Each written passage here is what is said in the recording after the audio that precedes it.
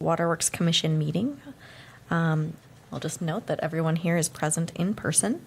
The first item on our agenda is to approve the minutes of the August 2nd, 2022 meeting.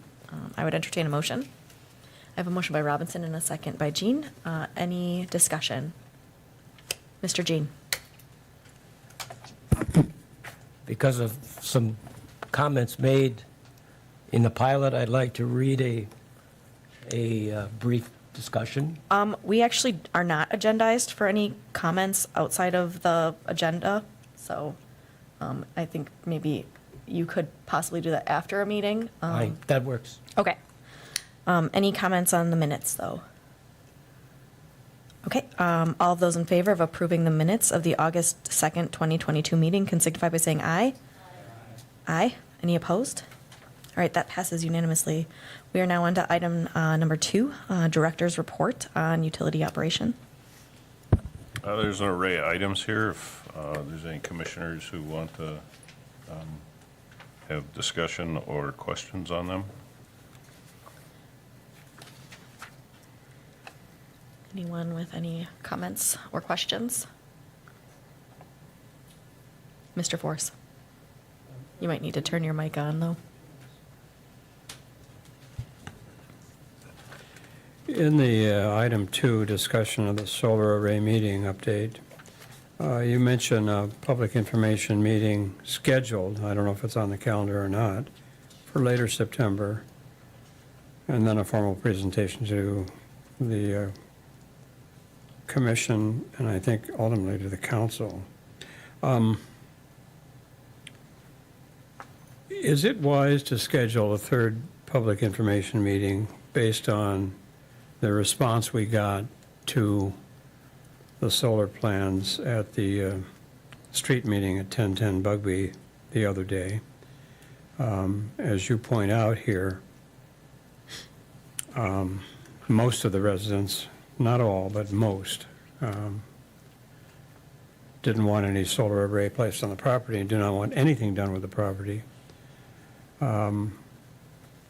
If we go to a public information meeting and present the same kind of information that we've presented so far, which has not gone over well with the local neighbors, are we gaining anything by doing that? Or is it time to reflect on the meeting at 1010 Bugby and what we heard, and also think about what we have or have not done in terms of communications of facts and answering questions, and maybe consider taking a different approach rather than just going ahead with another PIM meeting, because I think we'll have the same response, and then scheduling an October meeting for a decision and moving forward. It just doesn't seem to me that, I know as a commissioner, I'm not ready to move forward based on what I'm hearing from the neighborhood. Yeah, I think that's good information to know, Jim. We know that the neighborhood, the neighbors that are adjacent to that property don't want that facility there. Public information meeting is community-wide for the entire city. I know that there's been some positive feedback as far as the city moving forward with solar. Is there another approach? There might be. If we want to take a step back and not move forward with this at this time, we know that there's proof of concept with solar. We know that there's going to be a benefit to the users overall, especially over the long period.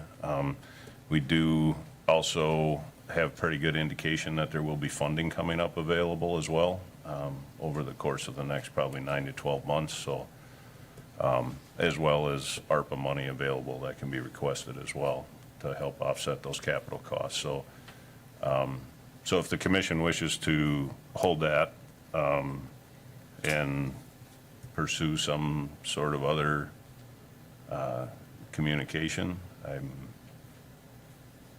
but I don't think we're going to change the aptitude for the residents in that area, that handful of residents. Mr. Robinson. I just want to piggyback on Jim's comments. And I think, Jim pointed out before the meeting that in December 6th of last year, I thought, committed ourselves to a community engagement process where we would try to work with the neighborhood and look at different design concepts. And the problem that I had is when you look at the rebuy renderings is that they're no relationship to reality, and people are reacting to what they're seeing. I think it's important for us to take a step back, to update renderings, to develop a frequently asked questions, then look at what the Inflation Reduction Act and some of the other things relative to the energy components has and how that might benefit the project. I know there's a 30% tax credit, but tax credits don't necessarily help the utility, but there are maybe other provisions in there. But we haven't done a very good job of really portraying the need for and the benefits of it, and we haven't also provided renderings that might show some berming and other things that might be more acceptable to the neighborhood. And I think until we do that, we're fighting an uphill battle, and it's sort of I think being interpreted is that we're really not listening, and I think we need to take that step back, look at the renderings, look at the frequently asked questions, maybe try to provide a little bit better job, and maybe the commission needs to take a larger role in the presentation to the public. We really haven't taken a formal position to date outside of looking to try to get more neighborhood input into it relative to advancing the array. I think a lot of us are intrigued by it and the potential for it to have long-term savings and benefit to the ratepayers.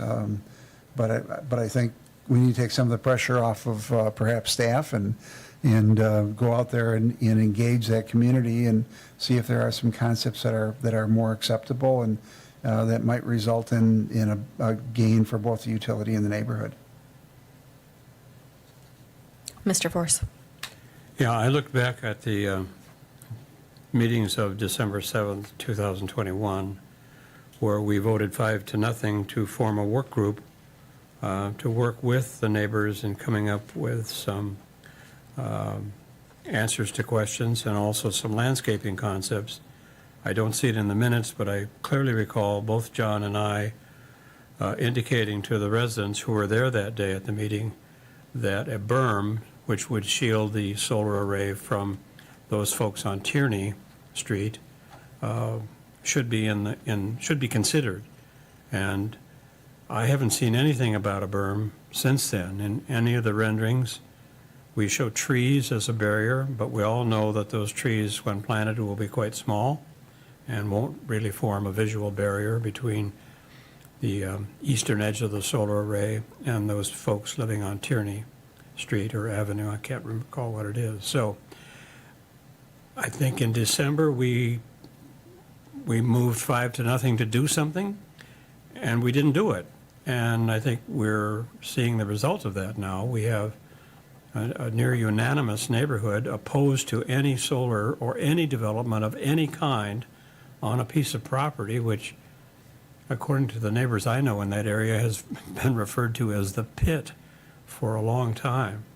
It's not a particularly attractive piece, and just seems to me that we've missed an opportunity here. Whether we can recapture it or not, I don't know.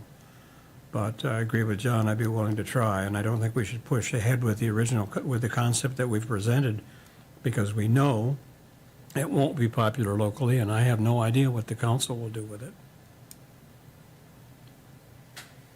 You know, I think that we can spend more money on renderings. We can do things. There is a berm on those renderings. It does show a shape. It's back. The residents did say it wasn't tall enough. So I guess that those are things that we can show in greater detail. So those plantings and stuff that were shown in there were on a berm that was built up, but.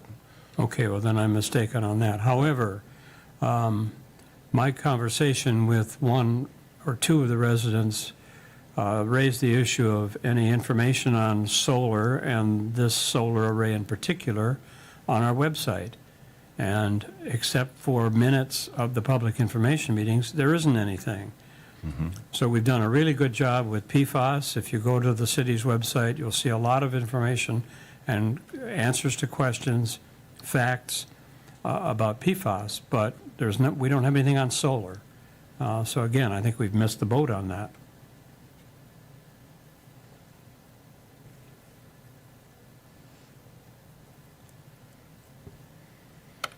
Anything else on this topic or anything in the director's report? So it will probably be a while then before this comes back with everything that the utility has going on. So we'll work kind of in the background with the consultant, try to rescope the services that we have and the funding that we have.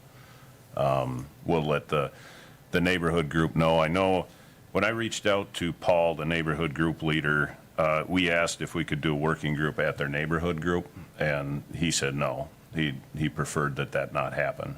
And so to try to establish a group rather than in some other formal context was quite difficult. So you're right, Jim, that did not happen. And we rely on the neighborhood group leaders, to kind of help us put those together. But in that group, there wasn't really a lot of buy-in to do that. So we can reach out again to try to establish something over time that might have more impact. Mr. Robinson? I want to shift gears relative to the challenges of hiring and training new staff, and that's come up a couple times, and there was a considerable amount of information in the packet relative to the initiatives, and I know we've taken some action, but could you lay out a time frame for where we are relative to trying to address that issue from a city perspective? I know we're without an HR director, and we continue to have problems, and we've got a new facility coming on board, and we're going to want to make sure we've got the staff in place. Sure. So the Human Resources Committee approved of not a full-scale wage study like we've done in the past, the one that takes like a year or more, but more of a quick market study. So they put out an RFP, and they got their responses. And at next week's HR committee meeting, they'll be discussing where they want to go with that. We got a couple of responses, checked on some references and things like that. So that information will be shared at next week. I think it's Monday, that meeting. Oh, I'm seeing a nod from Alder Herbst. So that's what's happening there. And then along with the budget, we'll continue to talk through what that looks like for wages. We're looking at COLA increases and various other things. So I was intrigued by the information when you start looking at it. The non-representative got an 11% increase between 2019 and 22, and the unionized groups, police, fire, and transit, were considerably higher, and I think that's created some of the problems. And I know the county is struggling with a 17% vacancy rate, and we're involved in a class comp study and looking at a significant increase. But if we, is there a way for us to accelerate it? And I know we're working with Baker Tilly relative to the staffing percentages, but is there a way for us to accelerate it so we can deal with the issue to make sure that we're properly staffed when the new facilities come online? And I know it's not an action item, it's a report, but looking for ways to see if we can potentially try to deal with market conditions so the city doesn't become the county with a 17% vacancy rate. Yep, I will talk to our HR director about making sure that we prioritize, especially this. Obviously, every time we have a meeting, I follow up with the department, and we're doing what we can. So, if it helps for this committee to have maybe a report at our next meeting about what's going on, what we're doing, what we have done, if that helps, we can agendize that so we can ask questions or talk through this. Okay, I'm seeing heads nod. With a time, with the timeline. Yep, timeline. And we should have that once the committee selects who we go with for that study. Sure. Can I ask who's on the committee on the HR committee for selection of the RFP and through the process? I would have to Google that. I know that Alder Herbst is on the committee, President McElhaney is the chair. My concern is that typically the utility isn't very well represented on those committees. Well, I was hoping that maybe. Alder Herbst is on that committee. Possibly somebody from the utility would be on there. Thank you.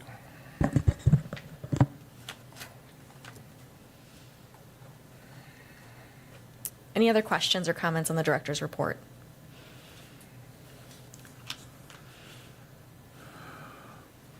Okay, we're going to go ahead and move on to item number 3 then, presentation by Donahue on the pilot study and outcomes to date. I'll invite them to, we have some technology things going on, so hopefully everyone that needs to see it can. Good afternoon.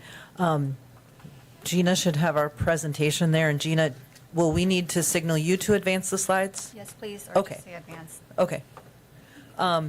So yeah, we're here to brief you on pilot study results thus far and where we're at with the program. You had the slides in your packet that was sent out this afternoon. We were trying to get the most up-to-date information we could to you for this presentation. And we should have Andrew Dow online to take over the presentation. I would invite you to ask questions. I'll try to watch for questions as Andrew makes the presentation, and we can certainly address those as we go. So from there, Gina, if you want to advance the slide, we'll ask Andrew to take over.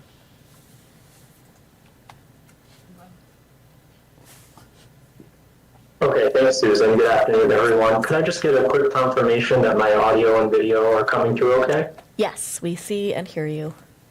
Great, thank you. So today's briefing for the Commission on the pilot study will be mainly a high-level technical briefing or update. But we thought it would be helpful to start out today with a review of the regulatory context for these discussions. I think we can all acknowledge the fact that on the regulatory side, a lot has changed in less than a year, and a lot continues to change as we collectively navigate this issue. So we thought it might be helpful to summarize some of the recent changes at the state and federal level and the anticipated timeframe for important upcoming developments so that the city can continue to make strategic decisions in the context of this evolving regulatory landscape. The last 2 to 3 years in particular have been a period of rapidly evolving regulations and regulatory signaling, accompanied by increased perspective of the prevalence of PFAS in community water supplies as sampling activity and detection capabilities have increased. This year, Wisconsin joined a number of other states in implementing maximum contaminant levels for PFOA and PFOS, two of the most commonly found PFAS. And they've also implemented new surface water quality standards for those compounds that will begin to be enforced in wastewater permits. And in addition, we do expect additional Wisconsin drinking water standards that would be anticipated by the end of 2023, according to the Cycle 11 rulemaking schedule or timeframe that DNR has communicated so far. And then in parallel with these state-level developments, in June, US EPA issued updated interim health advisories for PFOA and PFOS that are orders of magnitude lower than the previous health advisories. And they also plan to announce a proposed maximum contaminant level for those compounds in the fall of this year, with a final MCO anticipated 18 to 24 months later, potentially by the fall of 2023, which would then start the clock on a standard 3-year compliance deadline that would take us to about 2026, early 2027. Wausau is currently on track to have a long-term solution for PFAS treatment for the drinking water supply in place by early 2024. And that would be designed for compliance with all current and anticipated future PFAS standards. Next slide, please.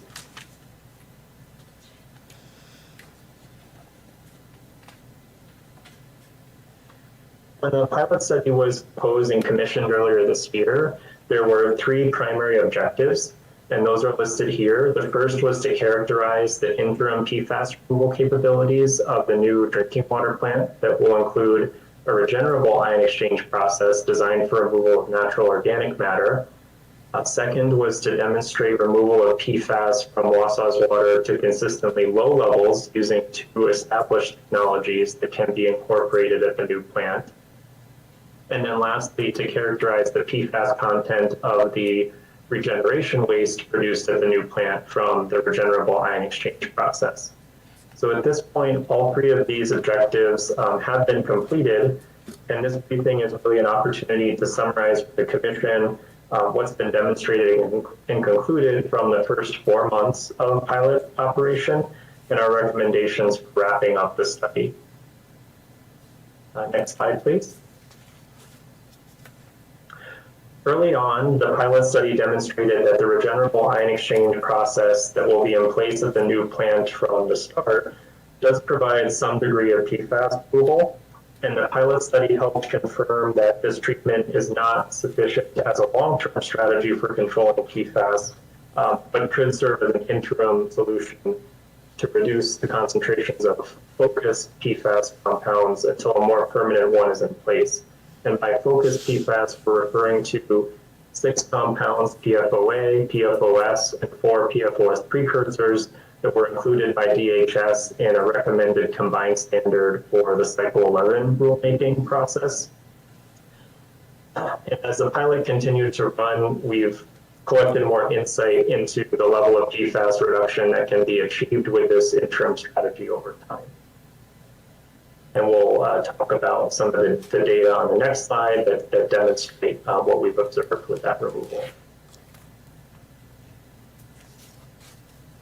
This graph is displaying the influent concentrations to the pilot in the blue dots. So that's the treated water from the current plant alongside the effluent concentrations coming from the regenerable ion exchange pilot column. And this data then simulates the ion exchange process that will be in place at the new plant at startup. And what we see is that the data here represents the first 4 months of pilot operation, and we have additional data forthcoming, but that 4 months of pilot operation represents about 240 days or 8 months of operation of the full-scale system at the design average flow.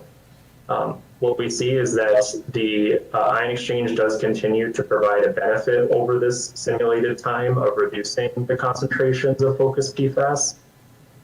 And but we do see that the extent of that reduction continues to diminish over time. In the data thus far, we've seen these concentrations increase to and hover around an average of approximately 20 parts per trillion for the 6 focused PFAS that we discussed.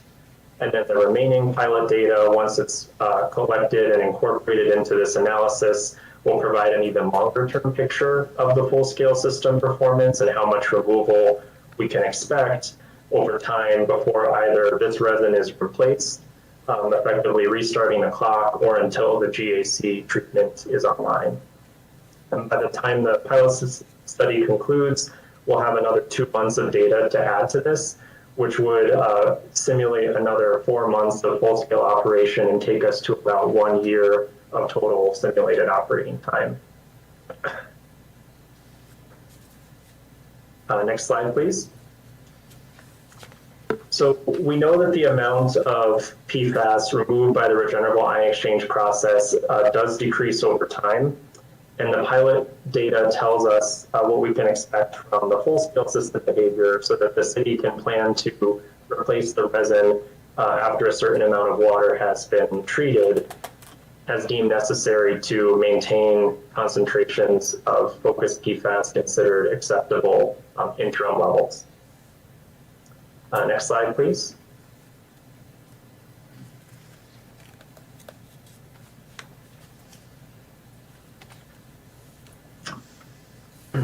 The pilot test also evaluated long-term PFAS removal strategies that would include granular activated carbon, or could take the form of single-use ion exchange resin as an add-on process to the new drinking water treatment facility. And the long-term strategy selected by the city is GAC, with the objective of the new GAC system being to remove PFAS to levels below current and anticipated future standards. Once the GAC treatment is in place, the amount of PFAS removed by the regenerable ion exchange resin would be considered less consequential and would not dictate any replacement of that resin. Instead, the resin would continue to be regenerated in place periodically to maintain its ability to remove TOC and color from the water. And then the GAC would serve as a more reliable barrier for removing PFAS to consistently low levels downstream. So only the GAC would be regularly changed out. Next slide, please.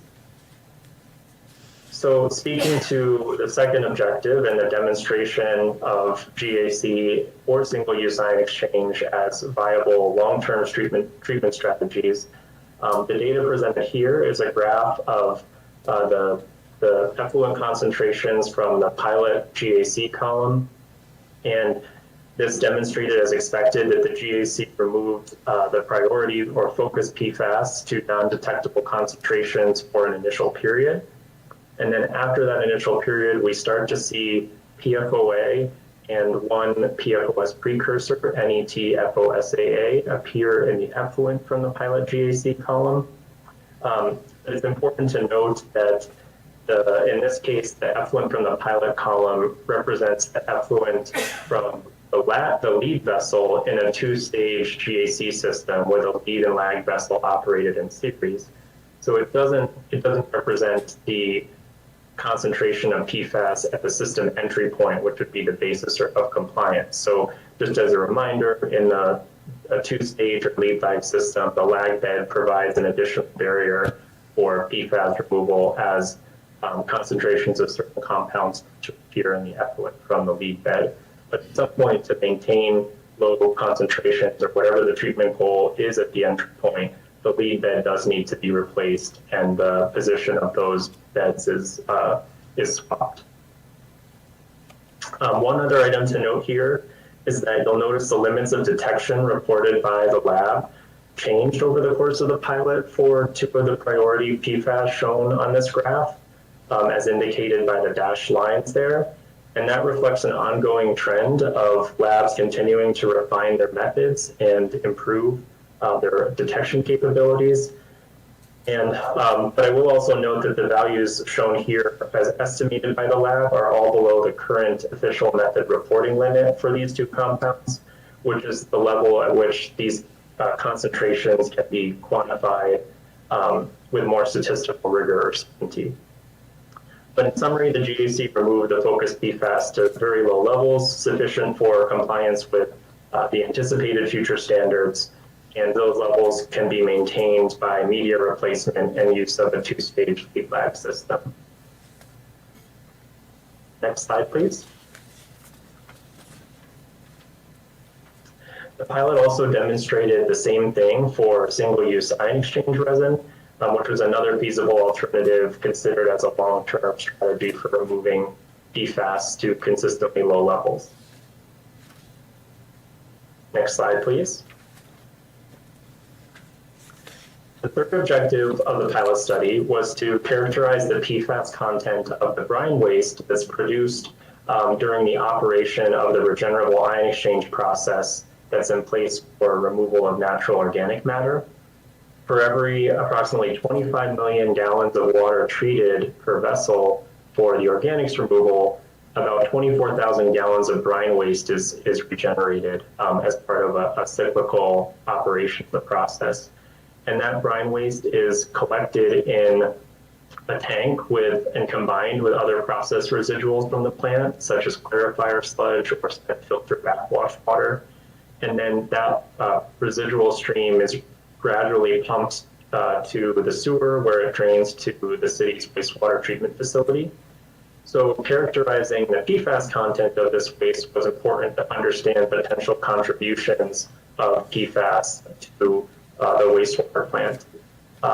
The purpose of the regeneration is really just for part of the organics removal portion of the process. and it's not intended to actually remove any PFAS that have adhered to the resin. But because there is some affinity of the resin for PFAS, as we've seen in the pilot data, we did want to understand what levels of PFAS were present in the brine waste.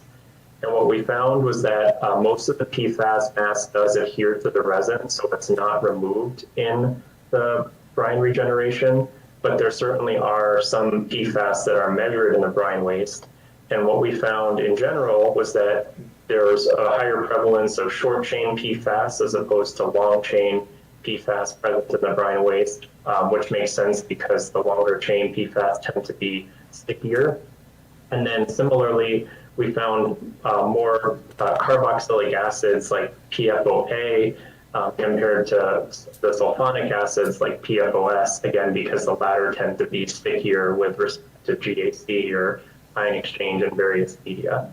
But in general, this allowed us to quantify potential contributions to the wastewater plant, which is what we'll talk about on the next slide.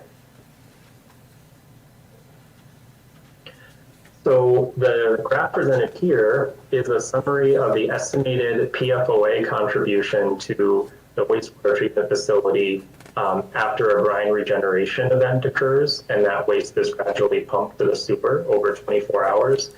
So what we see here is basically the concentration of PFOA, estimated concentration at the wastewater plant influent as a function of the total influent flow to the wastewater treatment facility. So the concentration, of course, is lowest when the flow is higher and there's even more dilution. And then the error bars represent the sensitivity to the minimum and maximum concentrations of PFOA measured in the brine waste as opposed to the average concentration.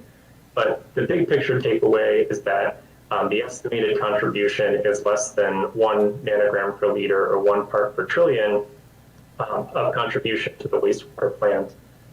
So this doesn't represent a large source of PFAS, and the contribution of PFOS would be expected to be even smaller, as most of the brine waste samples were non-detect for PFOS. And that is a good thing to confirm, in particular because of the new surface water quality standards in place for PFOA and PFOS, those being the two compounds of most interest in the brine waste. Next slide, please.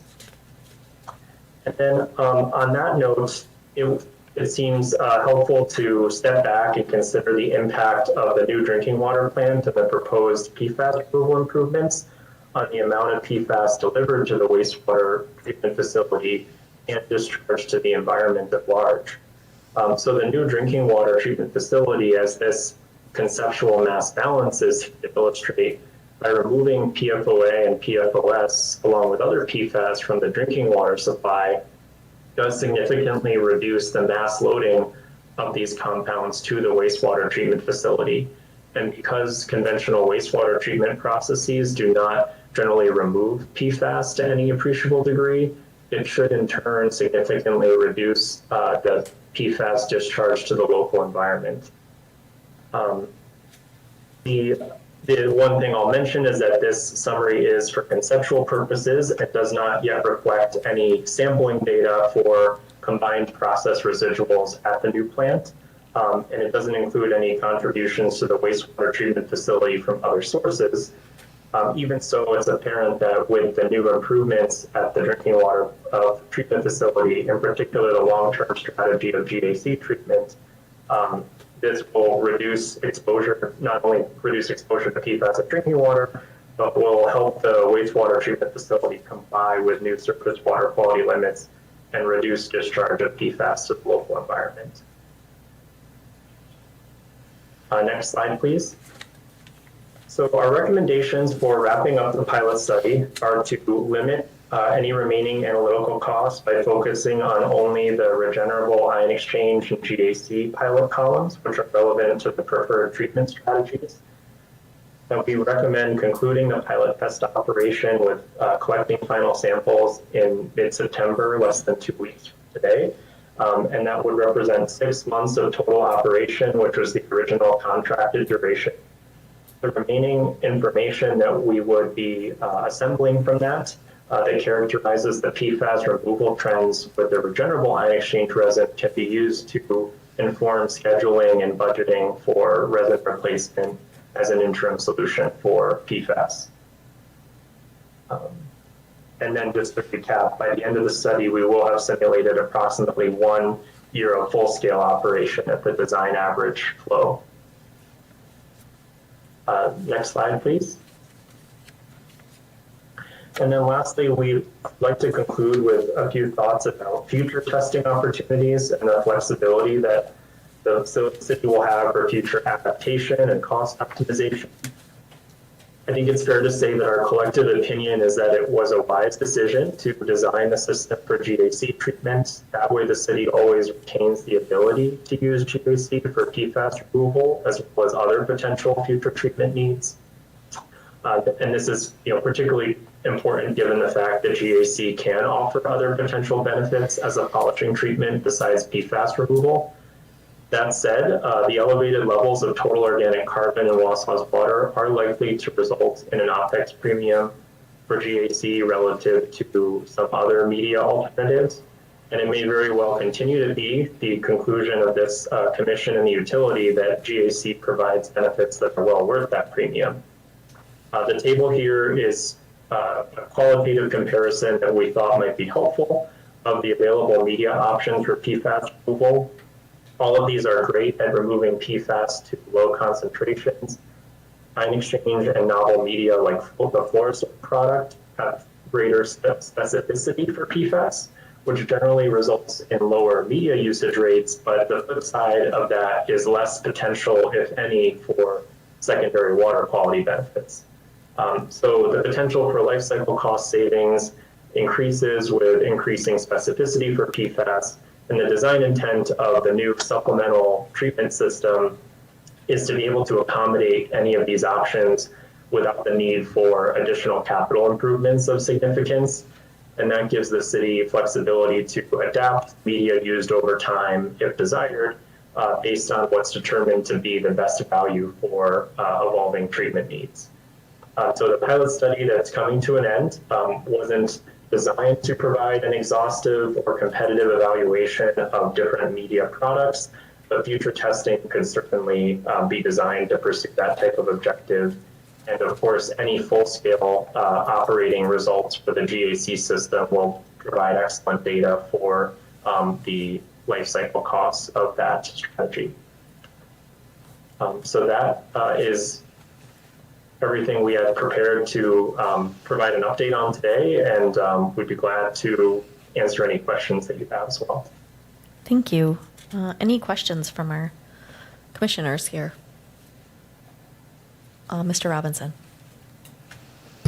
So I'm trying to make or apply this to our situation. So the regenerable ion exchange is the interim measure that's in place until we get the new treatment plant up and running with the GAC filter. So we're looking at the ability to comply with the current state MCL of 70, but limited or opportunities on at the DHS recommendation of 20, and then probably depending upon what the feds come out with, additional problems. So on an interim basis, we can meet the MCL for the state, but we would have difficulty potentially complying with the 20 parts. Am I reading that right?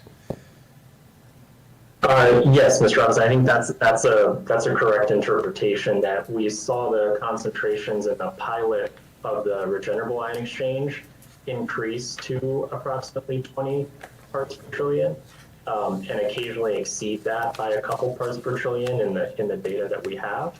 And so there would be a time, if that was the goal, there would be a time at which, in order to keep concentrations below 20 parts per trillion, the only way to do that would be to replace the resin and restart the clock. So is that until that GAC is in place? Does that breakthrough occur at approximately 125 days?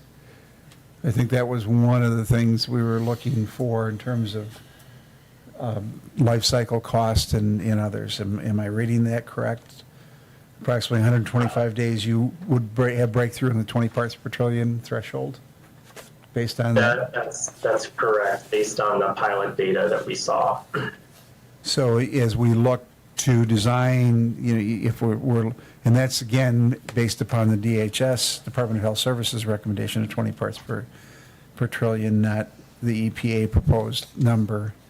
So we'd be significantly lower than that. And do we have an estimate of what the cost of the resin would be to do it at 125 days, if that's our goal?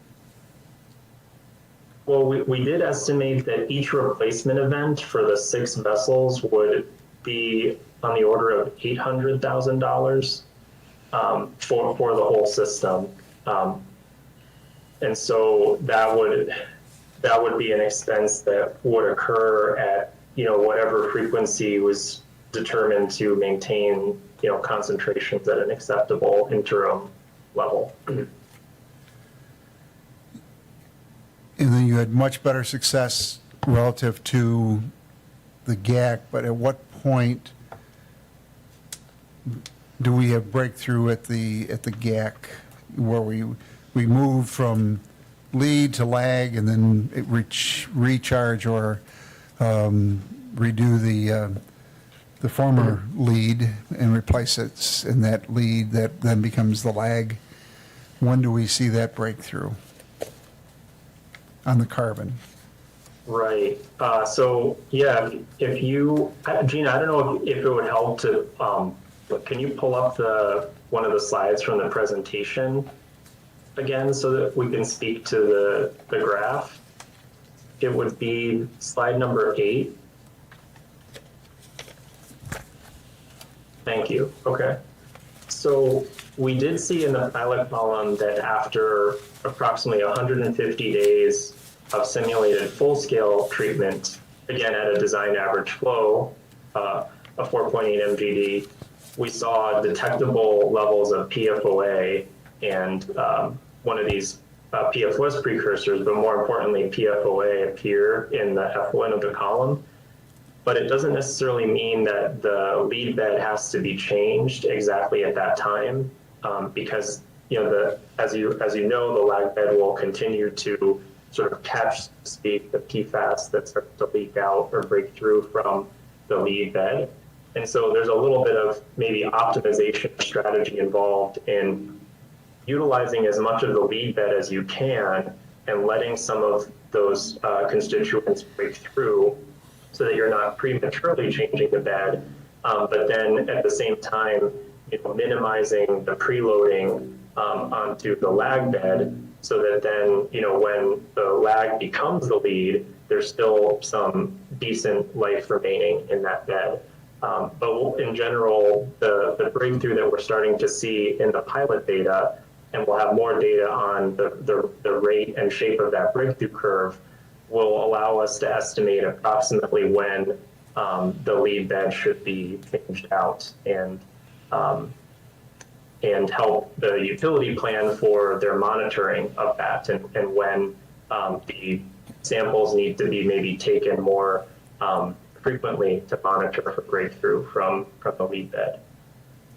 So will we, one of the reasons for continuing process is to look at breakthrough, so we're not monitoring the effluent or the flow after the lag, are we, vessel? Is the monitoring occurring only at the lead, or is it obtaining in the system at the lag vessel? Right, so in the pilot, we're only simulating a lag vessel, essentially, a lead vessel, excuse me, just the one lead vessel. But in the full-scale system, the compliance sampling would be based on the entry point, which would be what's coming out of all of the lag vessels, and then to help schedule change out, the utility staff could do in-bed sampling in the lead bed to track the migration of that mass transfer zone down the bed, and then also sample the effluent from the lead bed to monitor what's actually fully starting to break through. So, Does that address your question? Well, I guess I'm trying to understand system impacts, and as you look at the lead vessel, is there a volume, estimated volume of water that would flow through it before we had breakthrough to a point that was of concern or over standard? What is the volume of flow that we would have going through that lead vessel before you have breakthrough? Because that's really when you begin to look at when do you recharge and what our cost would be when we try to look at the design. Do we have any estimate of bed volumes, quantity calculated to a large scale system? Yes, yep, because we have the data also summarized in bed volumes treated, which is then easy to scale to the total volume treated at full scale or any scale at that point. And so in the graph that we just looked at, we had presented it in terms of days simulated at a certain flow rate, but we can also look at that in terms of bed volumes. For example, the appearance of Pfoa that we showed on that graph was around 12,000 to 15,000 bed volumes. Isn't the bed volume really the driver of what our cost will be going forward? Is duration doesn't necessarily dictate what the effluent will be. It would be loading or concentration going in. So if we're looking at 10 to or 12 to 15,000 bed volumes, what does that translate to into a large system in terms of us trying to project when we might be looking, if we're going with these larger vessels in our design for the permanent system, what sort of flow will we be looking for? I think one of the concerns that staff had raised at the previous meetings is that the pilot will give us additional information to schedule our testing to save dollars based upon projected breakthrough. But, when will that breakthrough occur if we've got, based on the size of the vessel or, when we begin to roll out that system? I know we're in the design stage, but do we have any idea in terms of potential gallons flowing through that lead? Yeah, we do. So for example, the 150 days at full scale treatment shown on this graph at 4.8 MGD would equate to 720 million gallons treated. And so, to your point, or I think part of what you're alluding to is that in SCADA, the system can keep track of the total volume that passes through the vessels, because that's really more important than time. The flow rate will fluctuate day to day or season to season, and what we really want to track is the volume treated and ultimately the bed volumes treated. But based on the size of the proposed full-scale system and the design average flow of 4.8 MGD, that would be 150 days or 720 million gallons is when you first see PFOA, according to this data, appear in the effluent of the lead vessel. And then you could run that lead vessel for some additional life, the exact amount of which is to be determined, but you could get a little additional life out of that lead vessel because the lag vessel is going to catch the PFAS that are going to going downstream.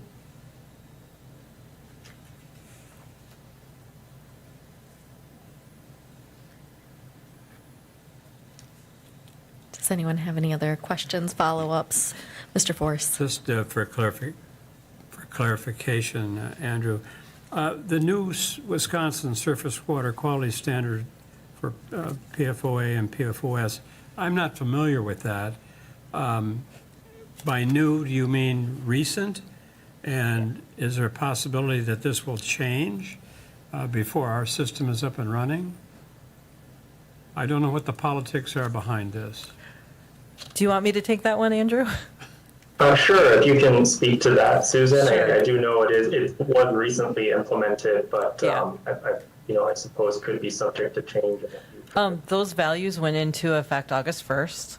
I haven't heard anything that there's discussion about them changing. I don't know if Mr. Robinson has other insight, but as far as It's politics, I yeah, think. yeah. Well, it's all we can only shoot for a target we can see at the moment, right? Correct. Okay. Correct.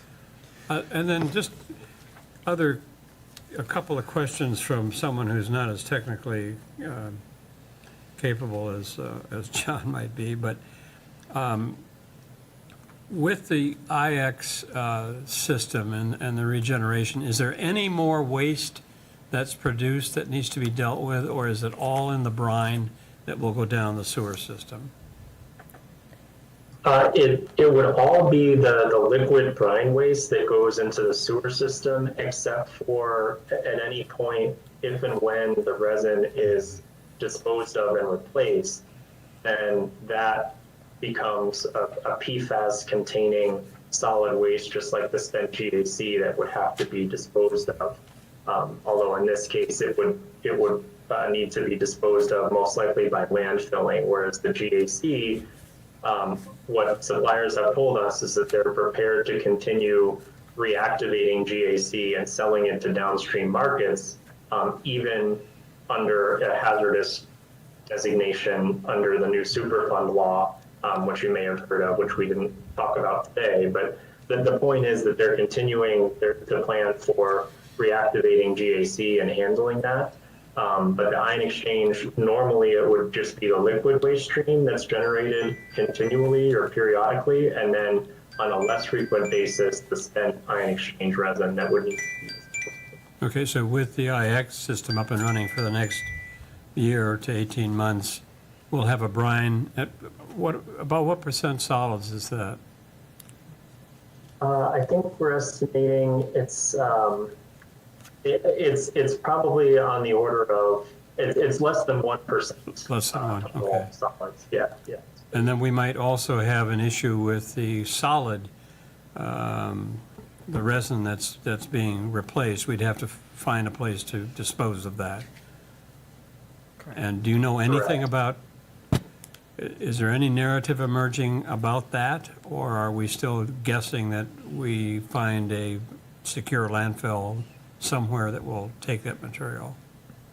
I see Mr. Robinson has raised his hand as if he has an answer. Well, I think, Jim, that's dependent upon its classification. And if it gets classified as a hazardous waste, it will restrict your options and increase your cost. So I think that there are discussions that are taking place on the federal level, whether there are any exemptions or whether it applies to, landfill leachate, to sludge and other things. So I think if it becomes a hazardous waste and they apply the hazardous waste designation and criteria to it, your options are limited and costly. And also not in the state right now. Right. Oregon, I think, is. Oregon is where Marinette, for instance, goes. We ship it out. Any other questions? Yes, Mr. Jean. I thought maybe I understood that the resin change-out might differ once we have the GAC at the end, but I don't think that's fair to say, is it? Even though you've got the GAC as a backup or further treatment, we'd still, go ahead. Oh, yeah, Mr. Green. I know, I think that is a fair statement, that the intent would not be to replace the regenerable ion exchange resin on any frequent or regular basis, because even once its removal capacity for PFAS is exhausted, it's not really there long term to provide that function. Its real purpose is to provide pretreatment for the GAC in terms of organic matter removal, a reduction in TOC, and removing visible color from Wausau's water. And so the GAC can handle, whatever PFAS just essentially pass through the regenerable ion exchange resin. And that the lead lag two-stage GAC system will continue to remove the PFAS to low levels. Mr. Jean. So therefore, there was a number of 800,000 to change that out. So that well, budgetarily, that would be a lot of money each year. But if that isn't the case after we have the GAC in place, that would significantly reduce the cost for that, at least. Is that fair to say? That's correct. If there were replacement of the regenerable ion exchange resin, it would only be a temporary measure as part of what we're considering the interim solution. And then once the GAC is in place, only the GAC media would be regularly replaced to maintain, the PFAS and effluent target quality that the city ultimately is aiming for. And those GAC replacement costs can be significant. But that was the only media that would be regularly replaced, and the resin upstream would just be regenerated in place with the brine, and the brine being the only regular waste stream from that process, the liquid brine that goes to the sewer. Mr. Robinson? So if our goal is to meet the 20 parts per trillion DHS recommendation, not the EPA recommendation, are we looking at 3 changeouts or 2 changeouts between now and the GAC system being up and operational? So 3 ion exchange beds. So we're looking at $2.4 million to run an interim solution. I'm just trying to get an understanding of what we're looking at. So we're looking at 2.4. And that's in addition to the design and the construction and startup of the GAC system of 15 to 16? Or is that included in those numbers? Do you know? That would be separate from the construction and design of the GAC system. So with those costs, again, it would be nice if we could look at ways of accelerating that GAC system being put in place, with the understanding that if we can get it done in 300 days, potentially we can avoid an ion exchange resin change out at $800,000. Yep. Mr. Jean? We're still going to have operating costs that aren't going to be free. But if any way we can save some money, Ben hasn't said anything over there, but truly it's like a pre-treatment to the wastewater treatment plant. So I mean, it's kind of a twofold benefit, because I don't know what they have to do. Maybe we couldn't apply the sludge where we were hoping to apply it. Maybe we'd have to landfill it. So, but maybe we have to look at the budget of the wastewater to help with that.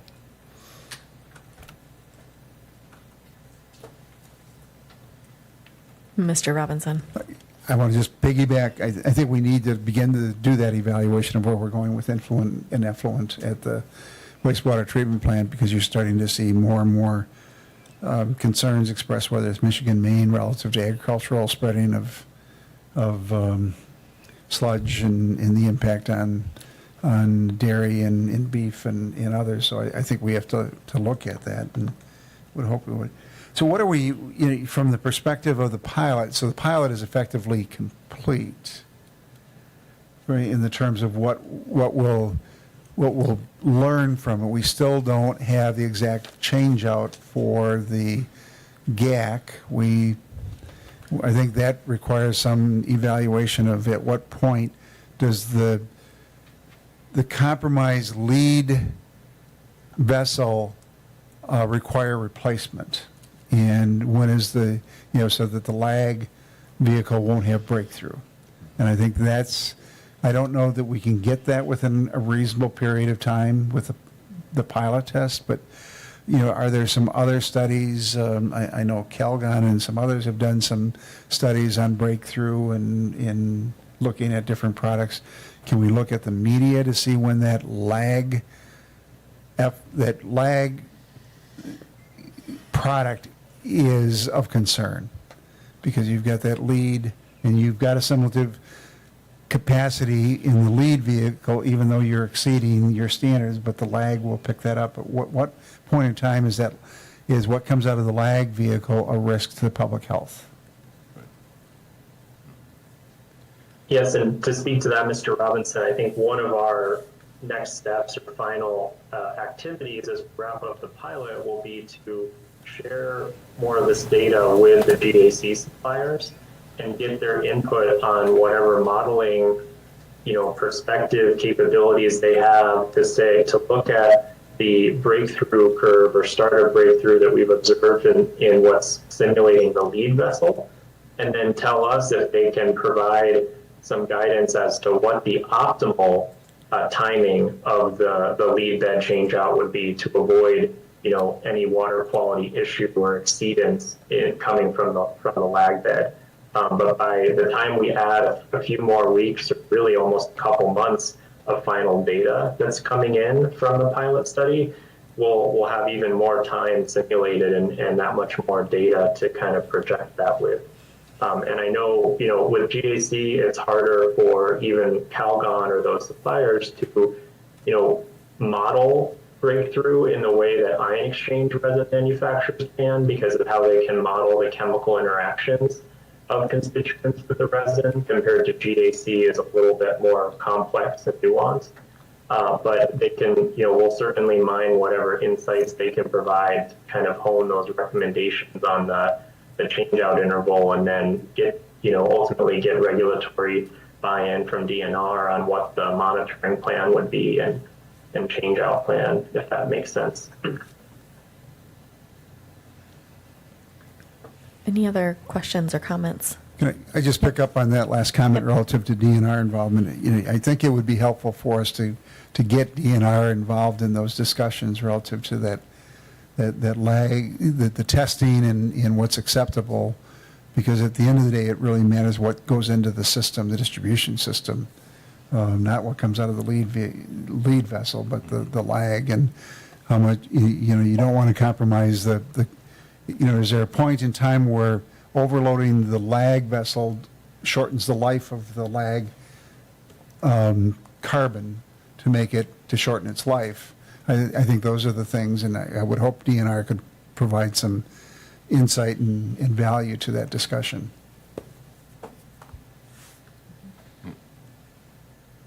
I think that's possible. Do you have a question, Mr. Force? Nope. Okay. Are we prepared to move forward with the next item for discussion? Which is similar, but it's discussion and possible action on continuing the PFAS treatment pilot study.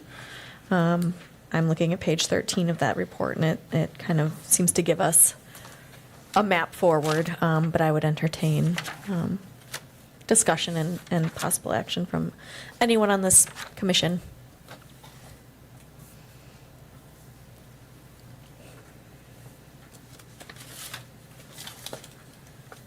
Mr. Robinson.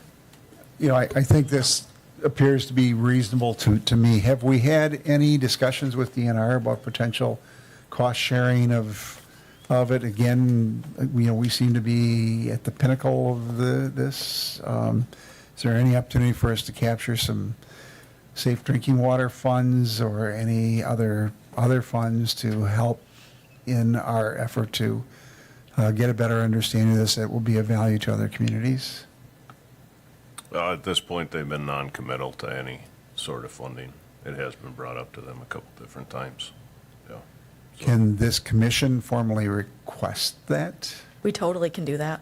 I would make a motion that we, as a commission, forward a letter to the Department of Natural Resources requesting financial assistance as it relates to the study of treatment options and approaches as it relates to PFAS in drinking water.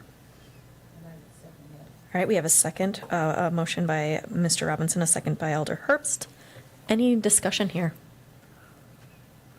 Okay, all of those in favor of requesting financial assistance from the DNR to make our state a little bit more capable and understanding of PFAS in this pilot study can signify by saying aye. Aye. Aye. Any opposed? All right, that passes unanimously. Are we done, or do we want to continue with other possible actions here? Mr. Force. The letter that we're looking at, or the memo that we're looking at from Eric on September 6th, pilot study continuation, the last statement, staff engineers DNR recommend continuing the study for as long as possible, continuing to gather data. That's a rather open-ended statement. I mean, are we accepting that, and are we agreeing to extend it for as long as possible, which I don't know how long that would be. Is that several days, several months? It would be till the new plant goes online. When the old plant shuts down, then we won't any longer have treated water going to that Or pilot. do we have some indication of what that time would be? Before the end of the year, but right now the substantial completion is October 4th for the new plant. So another month. So we'd be continuing the pilot study for another month at least, Yeah, at and least, possibly longer. yes. Just so I understand. Mr. Robinson. I'm confused. Because I thought the recommendation on page 13 was to basically wrap up the pilot study and give us the results, and now I'm hearing that it's to continue the pilot study. So what is the ask of the commission? Is it to follow the page 13 of the slides, or slide 13, or is it, again, what's the value? If we know that the breakthrough occurs, we won't get the secondary breakthrough even with the revised schedule. What are we being asked to do? From staff, you're being asked to extend and continue to collect data as long as possible. What does that data look like, and what value does it have to us? Well, I think for one, even on the lead beds, it's going to show you we're already starting to see breakthrough, right? And it's starting to increase, right? So the more data that we have on that breakthrough will help establish what the curve is. The challenge with relying on what suppliers have, is they don't have our water, right? We have challenging water. Water chemistry from one plant and one organization is different than the other. And so we have a seasoned pilot study right now. It's been going on for almost 6 months.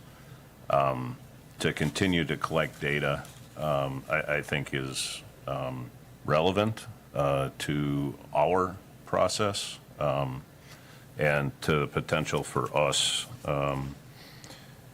understanding better and having a more accurate, kind of long-term operational expenses. Mr. Force. And Eric, do we know what the estimated cost of continuing is going to be? Beyond the 16th, I don't know, is that all of the costs that you have in, Andrew, is up through the 16th for the 6 months? Well, if we continue the pilot study for another 2 weeks, essentially through the 16th, beyond any samples that have already been collected to date, that would be about $3,000 of additional analytical costs for the parameters that we're measuring. And then we could look at scaling back the sample, the analytical, the number of analyses run as the pilot continues, but it's approximately about $7,000 a month at the pace that we've been collecting data historically. So that it provides some perspective on the analytical cost to continuing the pilot. I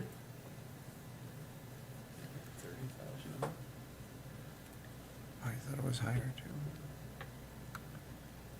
So is that all of our costs, that $7,000? Well, depending on how much longer the pilot continues, there would be a point at which some additional cost would be required just from a staffing standpoint to fund the engineering that goes into operating the pilot, collecting the samples, coordinating with the lab, and reviewing the data. The original contracted duration was 6 months, and we understood that there was maybe a desire from the commission to bring the pilot study to a conclusion, so that was where we came to the mid-September recommendation. But as Eric stated, the value of continuing the pilot beyond that would be to continue to collect breakthrough curve data for the GAC, which could then further inform those estimations of when the changeouts would need to occur in terms of managing the lead and lag beds in the full scale system. And just to clarify, if I may, Mayor? Yes. Thank you. We did have about $30,000 in budgeted is engineering costs, and that was removed from the contract for the contract amendment for the PFAS design. So I think if you're thinking about $30,000 figure, that's what we had, and that was to continue the pilot test beyond the 6-month mark.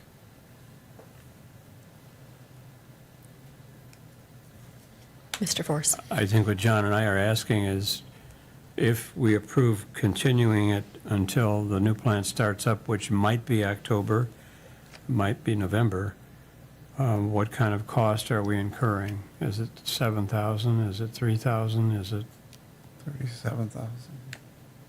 7? I mean, if we had a fairly accurate estimate of what it would cost, I think that would make the decision easier, at least for me. Okay.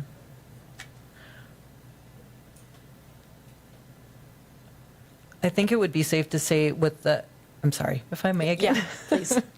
If we're looking at the analytical costs of about $7,000, I don't have the figures in front of me, but I think as far as a staffing cost, we'd be looking at about $5,000 to $6,000 for for 1 month.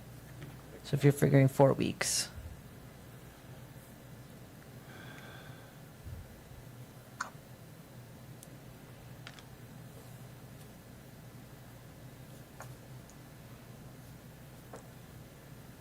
Mr. Robinson. I guess my concern is interceptor sewer lining, rehab project, new drinking water treatment plant, new wastewater treatment plant, PFAS removal, wage studies, lead service line replacement, and corrosion control all cost money. And sooner or later, we have to go to the ratepayers and saying, we got to pay for this. And while information is always great, there comes a point in time where, at what cost, and where can we go? And I guess my concern is, 7,000 grew to 12 to 13,000 per month, and we're talking real money, and a lot of what we're gaining from the study is going to be conjecture or assumptions, and because we're not going to get that lag breakthrough during this pilot project. So, if you had to prioritize, where would you put $13,000 a month in wages and other things, because we don't have unlimited capability?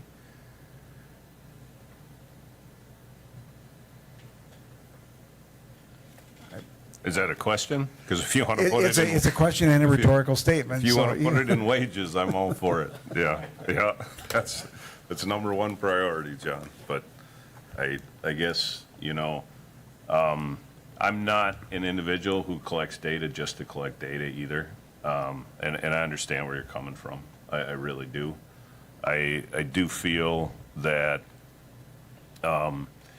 because we're on the edge of this and we don't really understand exactly, how we're going to do this, we did have a conversation with the DNR, and we did bring up the fact that, is our testing and our pilot study going to help dictate, how our testing is going to be required once the new facility goes online. They didn't really give us a straight answer on that, other than they felt like it was a good question and that they'll have to consider that as we move forward. So I think trying to figure out that breakthrough curve so we can optimize our operations and reduce testing, I think the data is worth it. But Mr. Robinson. I would move to authorize the continuation of the pilot project at a net cost to the utility of not to exceed $15,000. All right, I have a motion and a second by Mr. Force. Mr. Robinson wants to continue. And on the motion, the intent there is to try to get DNR and others to step forward and come up with funding. If this is of value to us and other utilities, let's give them an opportunity to bring some money to the table to benefit the state. So, Okay. good. We have a motion and a second. Any further discussion here? Mr. Jean? Is this a continuation, or is this additional money to the contract, or will this be in the contract? Otherwise, I'll refrain from voting on that.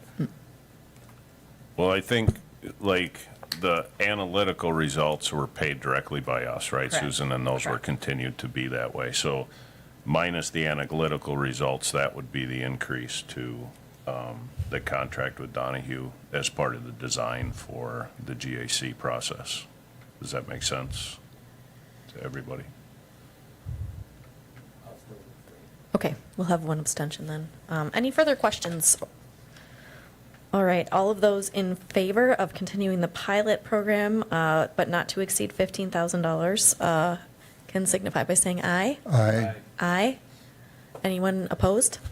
All right, that passes with 4 and 1 abstention. Thank you. Thank you very much.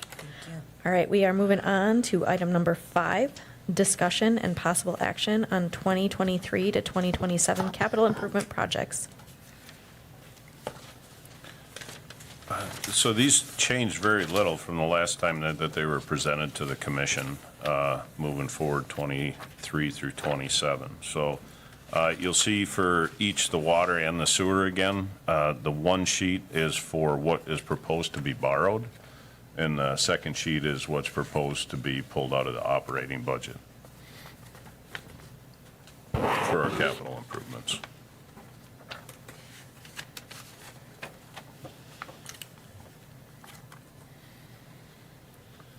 The process that this takes, maybe for those that are newer, the commission approves these and then they get pulled into the budget when it goes through finance and the city council.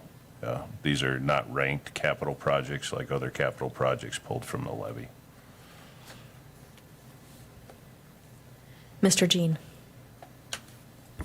Under general distribution projects, for some reason, I thought we replaced that 14-inch pipe at 14th to 17th and on 17th, but maybe my memory isn't correct. It was lined from the reservoir down to the intersection of Elm and 17th to the, or excuse me, not river crossing, the highway crossing was not touched. So we're gonna do both pieces, replace the pipe, including the line portion. Is that fair? We would leave the line portion, just from the portion on 17th Okay, would be fixed. all right, very good, thank you. Any other questions or comments? What's our required action here? Would be to approve the budget as presented. I move we approve. I would also like to see, maybe at the next meeting, a fairly detailed breakdown of where we are on expenses. John just mentioned the list of projects that we're either committing to or considering. And I'd like to see an overall financial snapshot of, where we are on operating capital, including PFAS, including all the different projects that we're considering, just so that we have an idea of what the potential impact might be on our ratepayers. I know we did that survey back when we budgeted for the 2 new plants, and we saw that our rates would go from relatively low to somewhere in the upper half of rates compared to other cities in the state, and we accepted that. I'd like to see more detail on where they might go with all of these projects we're considering.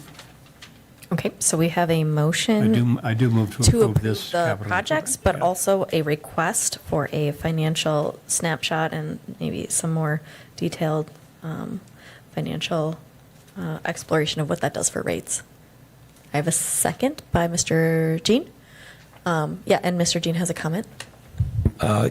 Yes, I'd like a short report, not today, at the next meeting regarding the meter installation process. I know COVID probably set us back big time on that, so that's a future request. Any other comments on our CIP projects? Yep, Mr. Linden. Thanks, Mayor. I also just want you to know as well that Ellers will be making a presentation in October, funding strategies and then rates and things, so there will be some detail there as well, Jim, but we'll put something together for sure. Thank you. Okay. Any other comments? Mr. Jean? The motion for the water, or both? It sounded to me like you were approving the whole slate. Oh, Okay, I may have some other questions on the water. okay, well, we can, On the wastewater, I'm sorry. yep, why don't you go ahead and, No, I'm fine. okay. So any more comments on the CIP projects, or do we want to vote? All right, all of those in favor of approving the 2023 and 2027 capital improvement projects can signify by saying aye. Aye. Aye. Any opposed? Okay, that passes unanimously. All right, we are on to item number 6, discussion and possible action on a 5-year sanitary sewer agreement with the town of Statin. Yeah, so we had redrafted this agreement, and the intent of the agreement is to allow the city, since we now own the sanitary system and operate and maintain the main lines, to ensure that we still have authority with our pretreatment program if an industrial user, non-residential user were to go into that area. Joe did call me on a couple items like paragraph 4. That still references that Statin would have the ability to expand that collection system, and that isn't the intent of the agreement, so I will need to talk to legal about removing that before it goes to the city council. And then, Joe, did you have a couple other? I do have a couple other, and it's probably simpler for me just to sit down with you and Ann and qualify those. And the other item, that doesn't sound like a big deal, but within 30 days you can cancel this, and that won't do us any good. I don't know if that should be in there.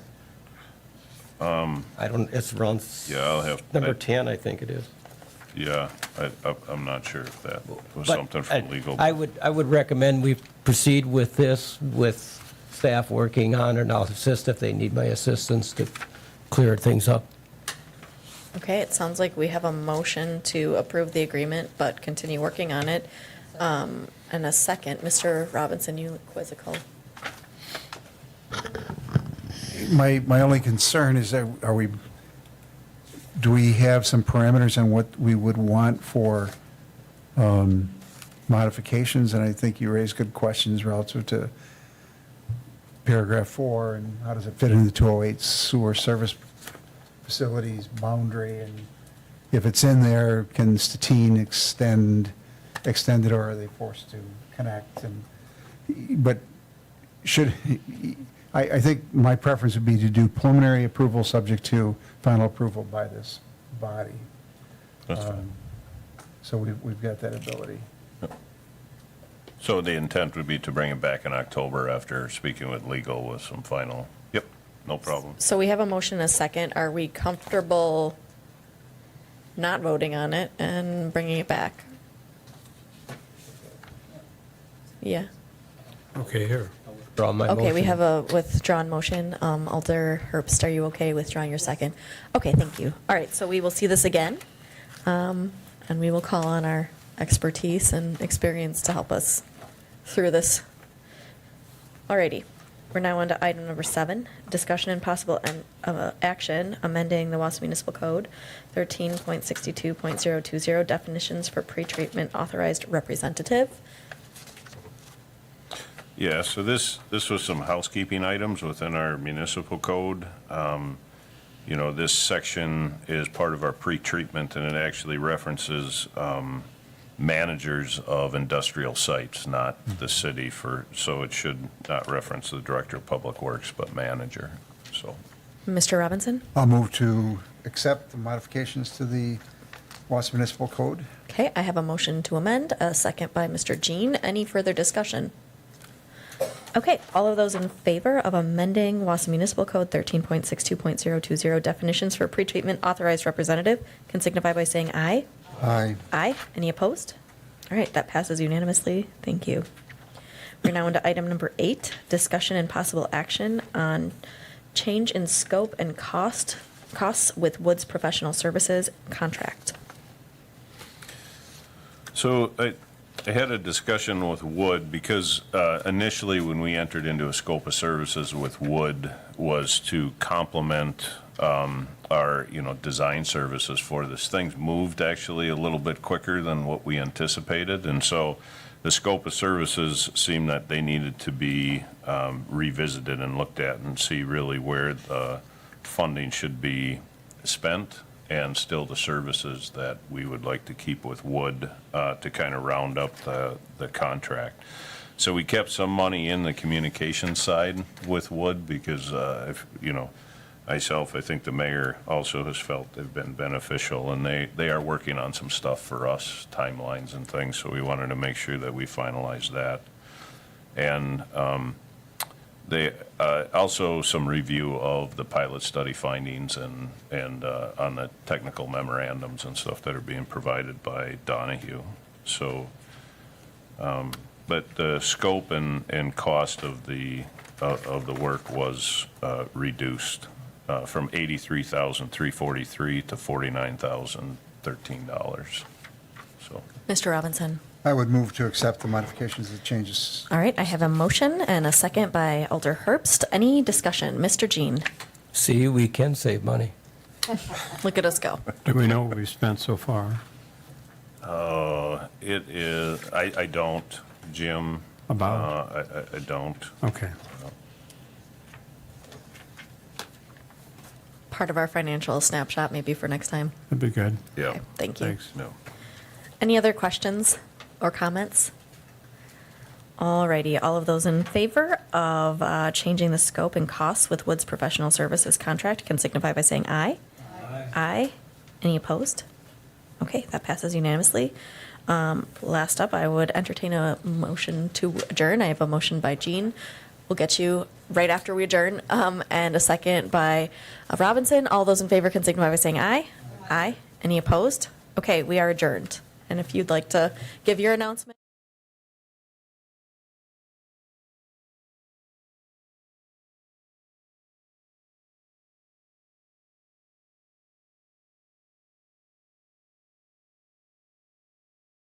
Or after the record, I guess.